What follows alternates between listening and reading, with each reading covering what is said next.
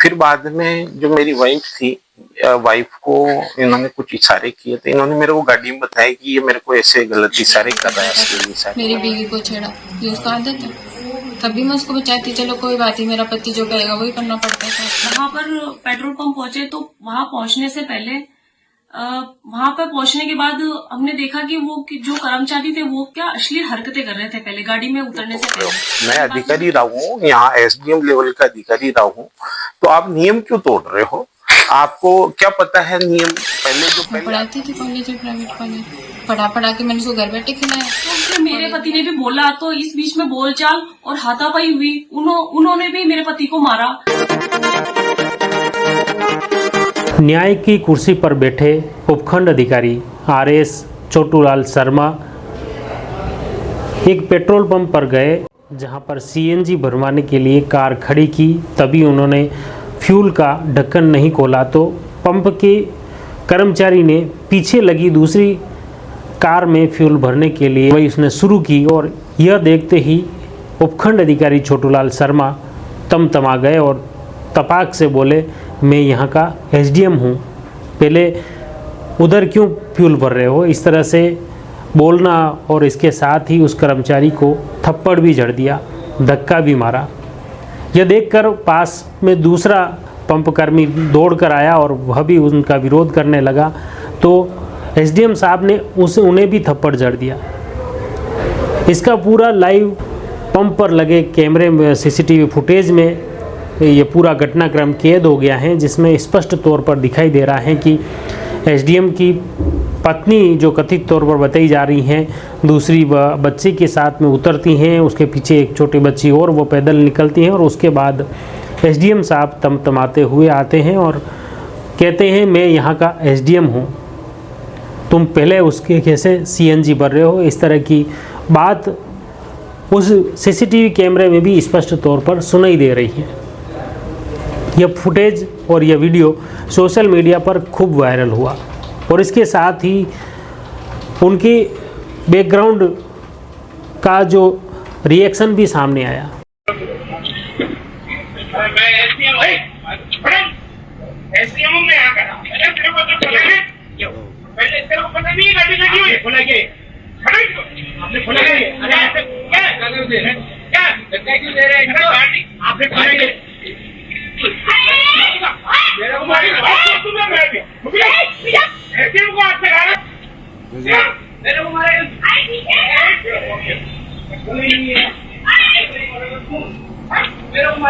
उनकी पहली पत्नी भी सामने आई, उन्होंने वीडियो जारी किया और उसमें बताया कि छोटूलाल शर्मा की यह पुरानी आदत है, हर किसी को थप्पड़ जड़ना और हर किसी को बेइज्जत करना, ये पुरानी आदत है और इसके लिए वे कई बार कॉलेज के वक्त और पहले भी किसी तरह की हरकतें वो कर चुके हैं और बाद में वो अपनी पत्नी को आगे कर देते थे, जिसकी वजह से वो बच गए।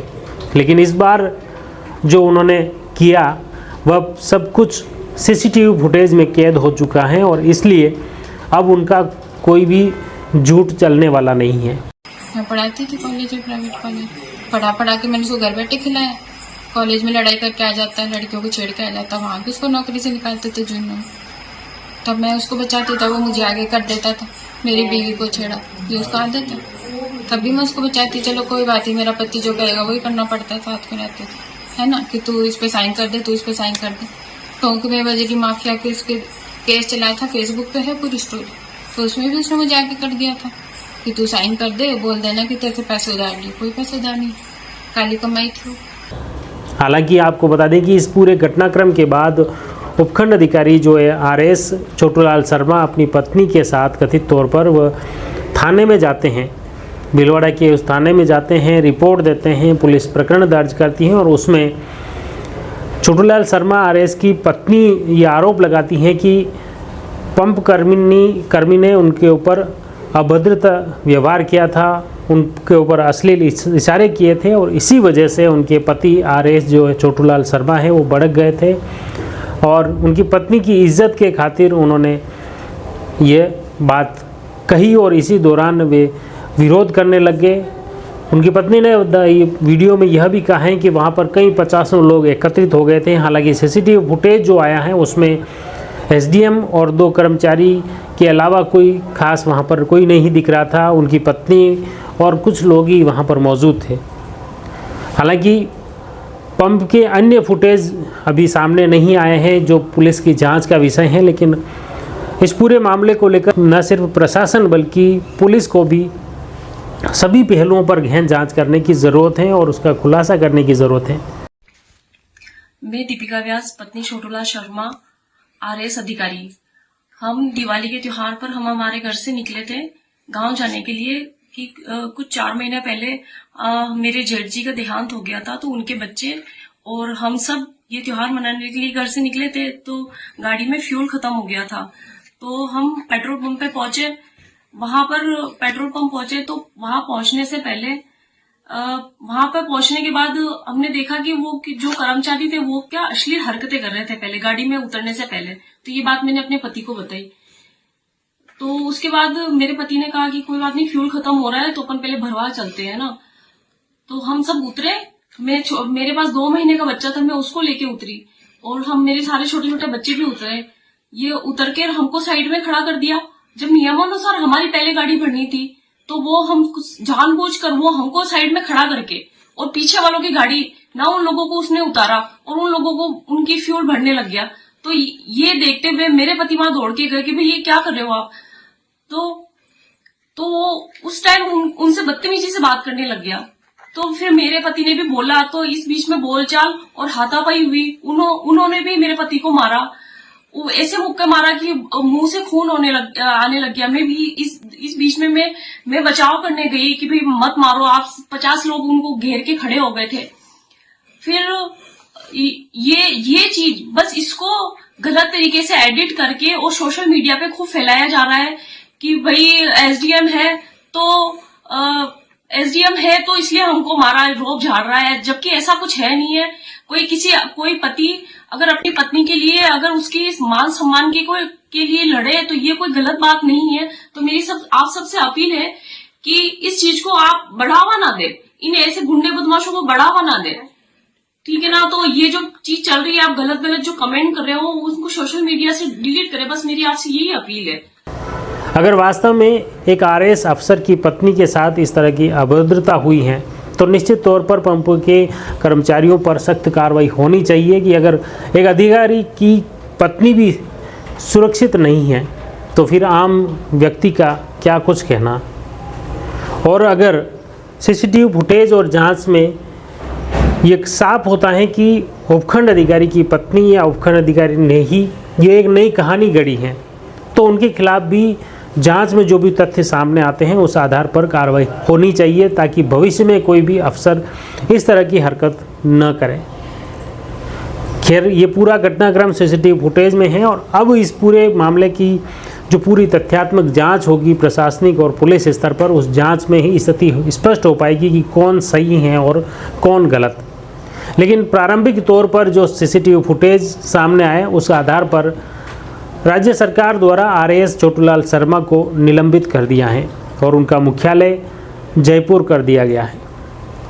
इस बीच में आरएएस छोटूलाल शर्मा और उनकी कथित दूसरी पत्नी ने वीडियो भी जारी किए हैं जिसमें वह बता रहे हैं कि एसडीएम ने बताया कि वो अपने बड़े भाई का निधन होने की वजह से पहला त्यौहार मनाने के लिए गांव जा रहे थे, अपनी पत्नी और बच्चों के साथ वो जा रहे थे और तभी वहां पर फ्यूल भराने के लिए पंप पर गए। लेकिन पंप के कर्मी ने उनकी कार आगे खड़ी होने के बावजूद पीछे वाली दूसरी कार में वो फ्यूल भरने लग गए और साथ ही उनकी पत्नी के साथ अश्लील उन्होंने हरकतें की जिसकी उन्होंने थाने में रिपोर्ट दे रखी है।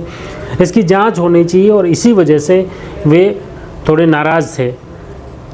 दूसरी तरफ उनकी जो पत्नी कथित तौर पर बताई जा रही है जो उनके साथ में थी, उनका कहना है कि उनके साथ ये अभद्रता हुई थी और इस वजह से उनके पति को गुस्सा आ गया था और इसी वजह से आपस में मारपीट हुई थी। पंप कर्मियों ने भी उनके साथ मारपीट की और इस वजह से वह दौड़कर बीच बचाव के लिए वह दौड़कर भी गई थी। लेकिन इस सीसीटीवी फुटेज के वीडियो को तोड़ मरोड़ कर सोशल मीडिया पर वायरल किया जा रहा है जो गलत है और ऐसा कुछ भी नहीं है कि वो उपखंड अधिकारी हैं और इस वजह से उन्होंने वहाँ पर कोई रोब झाड़ा हो, इस तरह की बात उनकी पत्नी ने कही है। अब ये रोब झाड़ा या नहीं झाड़ा, ये स्थिति तो सीसीटीवी फुटेज में भी दिख रही हैं और जांच में जो भी है वह स्पष्ट हो जाएगा। लेकिन फिलहाल छोटूलाल शर्मा की दूसरी जो पत्नी है उसने आम जन से अपील की है कि वे इस वीडियो को ज़्यादा वायरल नहीं करें, यह सच्चाई कुछ अलग है। दूसरी तरफ जो उनकी पहली पत्नी बताई जा रही है उसका भी वीडियो सामने आया है, मीडिया के सामने भी आई है और उन्होंने बताया कि ये छोटूलाल शर्मा की जो हरकतें हैं वह पुरानी हैं, पहले भी इस तरह की हरकतें वो कर चुके हैं और इसी वजह से अब ये उसकी हरकत पकड़ में आई है। उन्होंने बताया कि उनकी शादी वर्ष 2008 में हुई थी, उनके बच्चे भी हैं, बेटा और बेटी। उसके बाद 2018 में जब RS में इनका चयन हुआ, उसके बाद इन्हें गांव से वहाँ शिफ्ट भी किया गया, लेकिन उसके बाद ये किसी अन्य महिला के साथ रहने लग गए। एक दिन उन्हें तलाक का पत्र भी भेज दिया गया, उनके फर्जी हस्ताक्षर उनके कर दिए गए और इस फर्जी हस्ताक्षर से तलाक के कागज़ को उन्होंने हाई कोर्ट में चुनौती दी है, जहां पर ये पूरा मामला विचाराधीन है। पहली पत्नी ने न्यायालय के प्रति भी अपनी नाराज़गी व्यक्त की, उसमें बताया कि न्यायालय में मामला विचाराधीन है लेकिन वहां से भी न्याय अभी नहीं मिला है। ये 21 तारीख का घटनाक्रम था और मैं अपनी फैमिली के साथ, मेरे 2 महीने का बच्चा भी था, वाइफ थी, बड़े भैया मेरे एक्सपायर हो गए थे, तो उनका पहला त्योहार हम मनाने के लिए अपने गांव जा रहे थे। मेरी गाड़ी में CNG खत्म हो गई थी, आगे चलने की स्थिति नहीं थी, तो हम CNG पेट्रोल पंप पे रुके। पहले तो उन्होंने हमारी गाड़ी को दूर से ही उन्होंने चिन्हित कर लिया, या तो वो कोई इंटेंशनली कर रहे थे, और हमारी गाड़ी से पहले एक गाड़ी को भरा उन्होंने, जो कि हमारे पीछे साइड में थी, लेकिन उसको निकाला उन्होंने। फिर बाद में जो मेरी वाइफ थी, वाइफ को इन्होंने कुछ इशारे किए थे, इन्होंने मेरे को गाड़ी में बताया कि ये मेरे को ऐसे गलत इशारे कर रहा है, अश्लील इशारे कर रहा है। फिर मैंने इनको कहा कि अपने को तो एक बार फ्यूल लेना है क्योंकि गाड़ी चल नहीं पा रही है, तो फिर भी उसने इंटेंशनली हमारे को सबको उतार के मेरी गाड़ी लग गई। मेरी गाड़ी लग के हमारे को सबको दूर खड़ा कर दिया, बच्चों को, क्योंकि बच्चे रो रहे, छोटे थे। और उसके बाद उसने मेरी गाड़ी में नहीं भर के पीछे वाली गाड़ी में भरने लग गया और इसको अश्लील, इसकी अलग वीडियो बनाना, इसकी फोटो खींचने का काम चालू किया। जब फिर मेरे को गुस्सा आया, मैंने कहा आप नियम क्यों तोड़ रहे हो? मैं अधिकारी रहा हूँ, यहाँ SDM लेवल का अधिकारी रहा हूँ, तो आप नियम क्यों तोड़ रहे हो? आपको क्या पता है नियम पहले आता है उसको पहले भरना होता है। तो इस पे थोड़ा वो गाली गलौज की, उसने अभद्रता की, मेरे साथ हाथापाई, मेरी भी हाथापाई हुई, मेरे भी उन्होंने मारी, तो मेरे मुंह में खून आ गए और वाइफ ने बीच बचाव किया। फिर हमने FIR दर्ज कराने के लिए थाने में हम परिवार सहित ही गए थे, रायला थाने के अंदर FIR दी। देखिए, इस पूरे घटनाक्रम को लेकर जिस तरह की बात RS छोटूलाल शर्मा, उनकी दूसरी पत्नी, पहली पत्नी की बातें भी आपने सुनी कि किस तरह से इस पूरे घटनाक्रम को लेकर अब RS छोटूलाल शर्मा कहीं न कहीं विवादों में गिर चुके हैं। सरकार ने भी बड़ा एक्शन लिया है, उन्हें निलंबित भी कर दिया है। इस पूरे मामले को लेकर एक तरफ पुलिस जांच कर रही है तो दूसरी तरफ प्रशासन ने भी इसकी जांच कमेटी का गठन किया है, इसके जांच के आदेश दिए हैं। विभागीय जांच भी इसमें होगी। पुलिस और प्रशासनिक जांच में आगे क्या कुछ तथ्य आते हैं यह भी देखने वाली बात होगी। और पहली पत्नी ने जो गंभीर आरोप लगाए हैं तलाक को लेकर, उनकी दूसरी शादी करने को लेकर, यह भी एक बड़ा सवाल है। इस पूरे घटनाक्रम को लेकर आगे क्या कुछ अपडेट आने वाला है, हमारा प्रयास रहेगा इस घटनाक्रम से जुड़ी हर अपडेट आप तक पहुँचे। आप जुड़े रहिए जबरदस्त न्यूज़ के साथ। धन्यवाद।